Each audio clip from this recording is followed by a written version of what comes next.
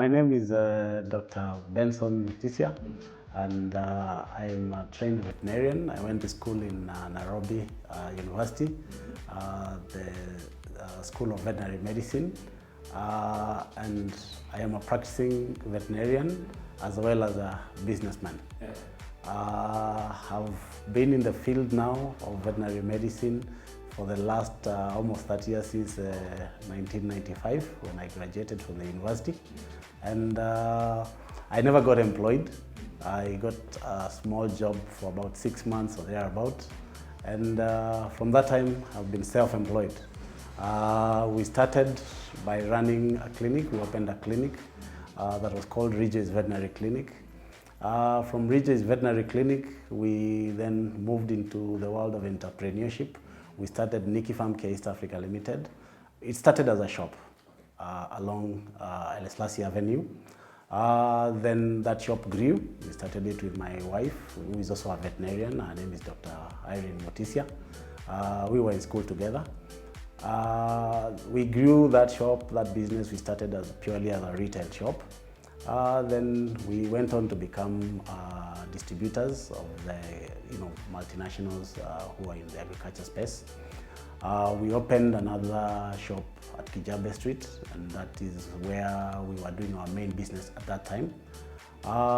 Then we kept growing until we realized now we needed to become a branded company, and we introduced our own products.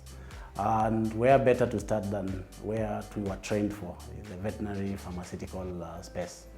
So we started our own range of veterinary products. We registered our own veterinary products. We started when the Pharmacy and Poisons Board was still handling the veterinary registrations.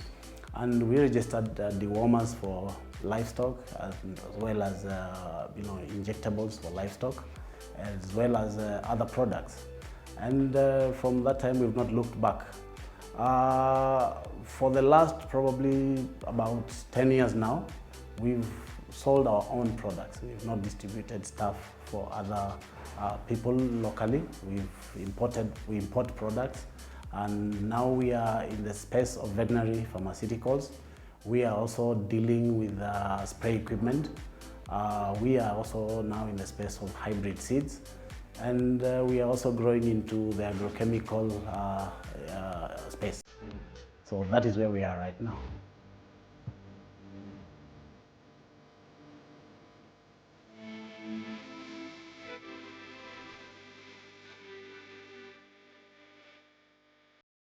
The vision to get into business started when we were in college.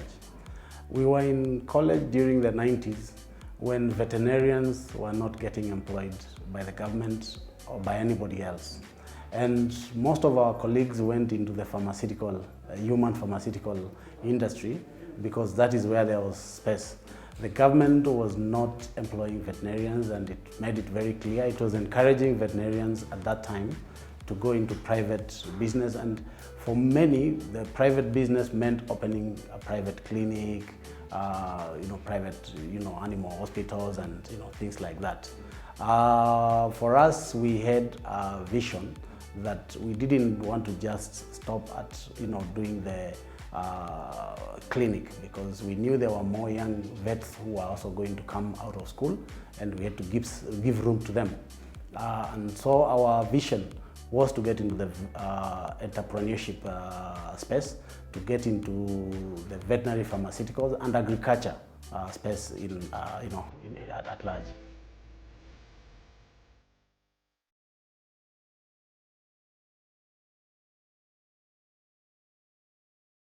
Some of the problems that we faced when we were starting this business, number one, capital. We were young, we come from very humble backgrounds, so we did not have any business capital. That was a very, very important thing. No banks were willing to lend us money. We had a business plan, but nobody was willing to even listen to that. So we had to work our way up, starting with the little that we had, creating a name, creating trust in the market, so that we could get supplies, even on credit and so on and so forth. So that was a very, very big issue. And what probably we could have achieved in 2-3 years, probably we had to wait and achieve it in maybe 10 years. The second thing that was also a challenge was that at the university during that time, entrepreneurship was not one of the things that were being taught. So we had to learn, we had to learn the ropes as we went along. We had to get the experience as we went along, and we made mistakes, many mistakes, which we learned how to correct as we went by. But God is good, because this far we have come, and we can say we have a long story to tell about this. Yeah.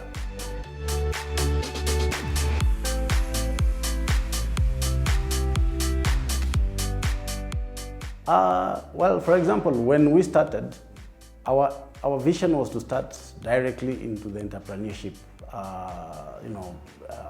business straight away, but we couldn't. So I had to start with the clinic as a means to raise capital to do what I actually had a passion for, and we had to start on foot. To go to visit the farms on foot. Then one had to get now either a motorbike or a jalopy that gets you moving, and obviously people did not even trust you at that point in time. So we had to surmount that by proving ourselves, by being very ethical in what we did, by earning the trust of our customers at that point in time. So those are some of the things that we had to go through.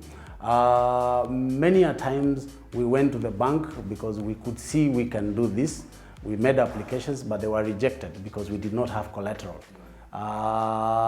Thankfully, at that time, we had a fund by the veterinary fraternity that was by the European Union at that time. And we were lucky to eventually qualify for it after about 3-4 years. In the market. So slowly by slowly we started making impact, and eventually we got support.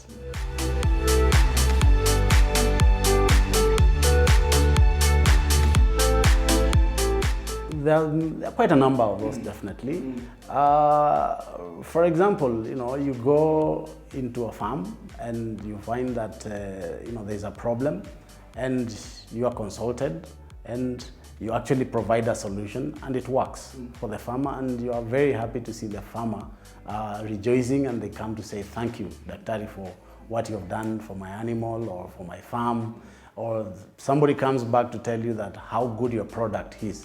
That is actually what makes our day. That is what makes our day. Farmers appreciating, because farmers go through not very easy time. They don't receive a lot of support from the government or anybody else. Lately, I've seen the government working very hard to subsidize fertilizers and seeds and that kind of thing. But many a time, farmers are left to their own devices. The weather is, most of the time, we have problems. So we are very happy when we work with farmers, and you go back to see the farmer and they tell you how happy they are, either with your advice or with your product. That is what makes our day. Yeah.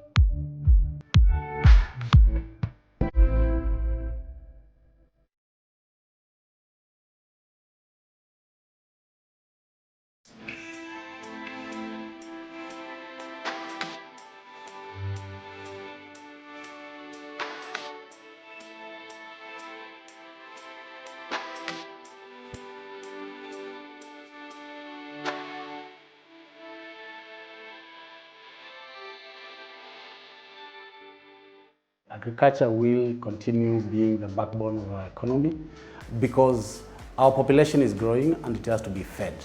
We will never go to manufacture milk unless we keep cows. We will never manufacture maize from somewhere else or tomatoes. We have to grow them. The land is becoming smaller. So smart agriculture, climate smart agriculture is something that is you will see featuring more and more. I'm very happy today because I mean, time and again, we are meeting young people venturing into agriculture as a business, not as an hobby. Back in the day, agriculture was practiced by retirees when they are finished with their days in active work or business, and they would just retire back to a little farm up country and so on and so forth. Only the white community and a few people who got enlightened earlier were doing agriculture commercially.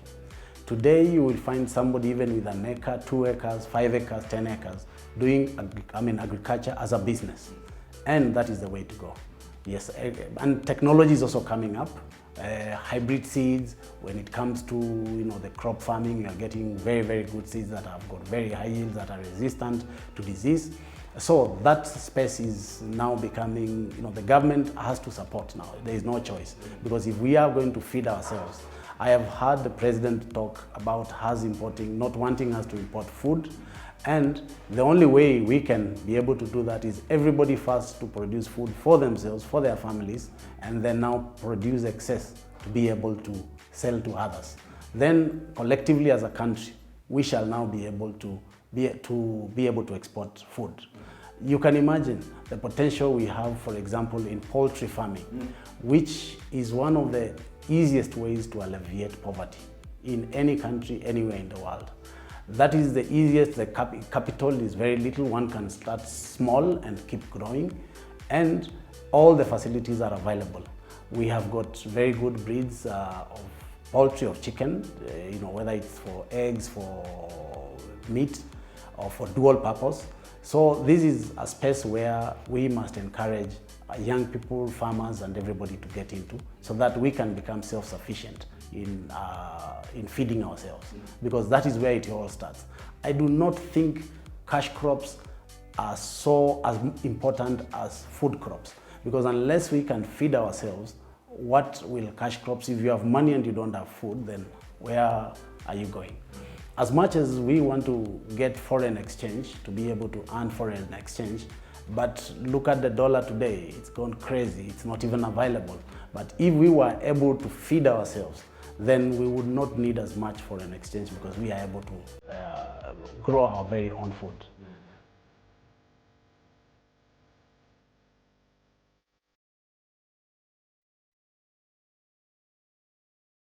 When it comes to our products, we are in three sectors. We are in the veterinary pharmaceutical sector, where we have got injectables for livestock. We've got powders for poultry. We also have dewormers for livestock and pets. That is in the animal health division. Then we also have in the agriculture division, we also have the spray equipment that is used for spraying the agrochemicals and so on. This we import from Spain. We also have hybrid seeds. In the space of hybrid seeds, we are partnering with a company called Namdari Seeds Africa Limited. This is a company that's based in India, and we are partnering with we are their sole dealers in Kenya. We have several products in that segment. We have got a product called Big Rock F1. This is a hybrid tomato that is in the segment where we have tomato yellow leaf curl virus. It is resistant to that disease and several other diseases like nematodes and so on. It is got a very good shelf life, meaning that when mature and ready for harvesting, one can be able to keep it for 21 days. You can be able to move that product from, say, the growing area, for example, in Loitoktok, all the way to Kampala without the product going bad. That is one of the characteristics of our products.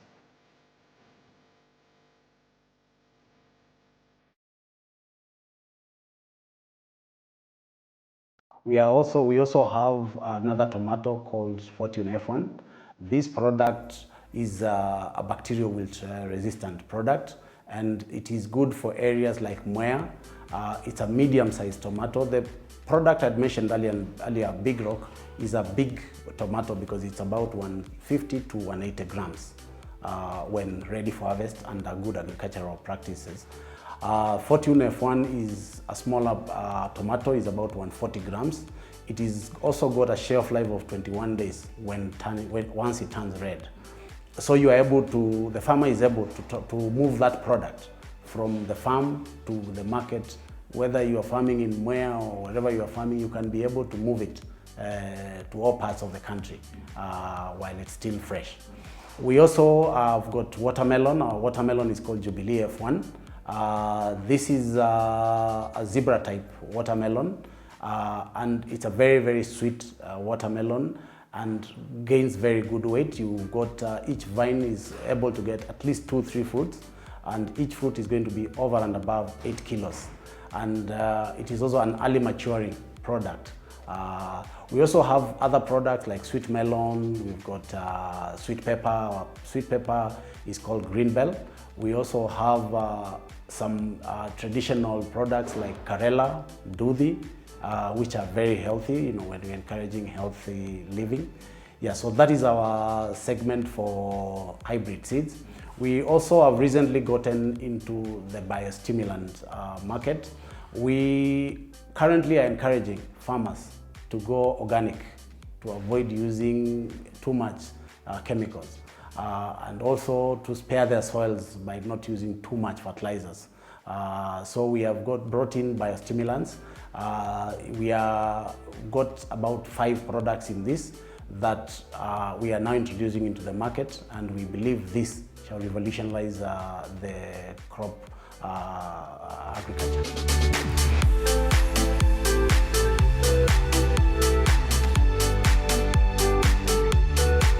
Now, there is a difference between hybrid seeds and genetically modified seeds. Even though I'm not an agronomist, there are 3 kinds of seeds. There are the open pollinated varieties, and then there are the hybrid seeds, and then now there is the genetically modified products. Because the genetically modified products, one goes into the genetics of that product and modifies it, so that, for a certain trait, so that that product is either able to resist a certain chemical or be able to be grown in certain conditions. But hybrid seeds are basically seeds that are bred, selected by breeders to be able to resist diseases, to be able to be high yielding. So you cross the open pollinated varieties and then you come up with the hybrid seeds. And then, you are breeding for certain traits. For example, high yield, disease tolerance, drought tolerance, and that kind of thing. So you are basically improving on the product. But for genetically modified products, you actually go into the genetics of that product itself and change it, and either remove a trait or add a trait. Yes.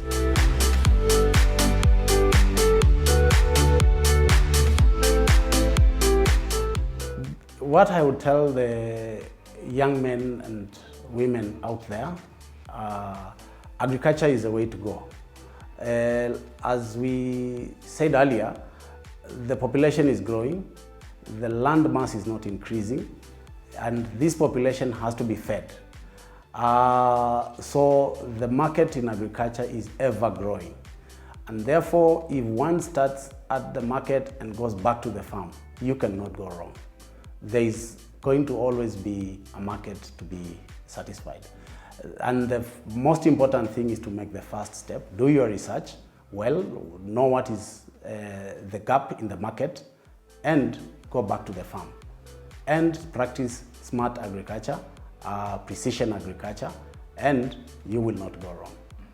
The space of agriculture is worth, even for investors, this is the space to also put your money.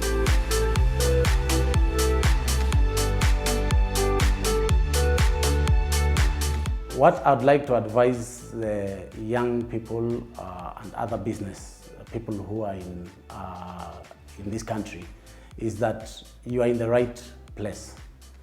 But you have to be smart. You have to get hardened, because business is not for the faint-hearted. Business is for the people who are willing to work hard, because one has to work hard. Competition in Kenya is very, very stiff, and there is no space that gives money that there is no competition.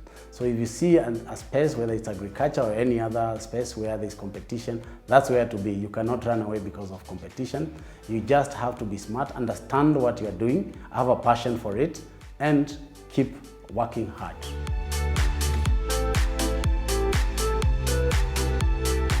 If one wants to contact us, our offices are located in Babandogo at the Roy Business Park.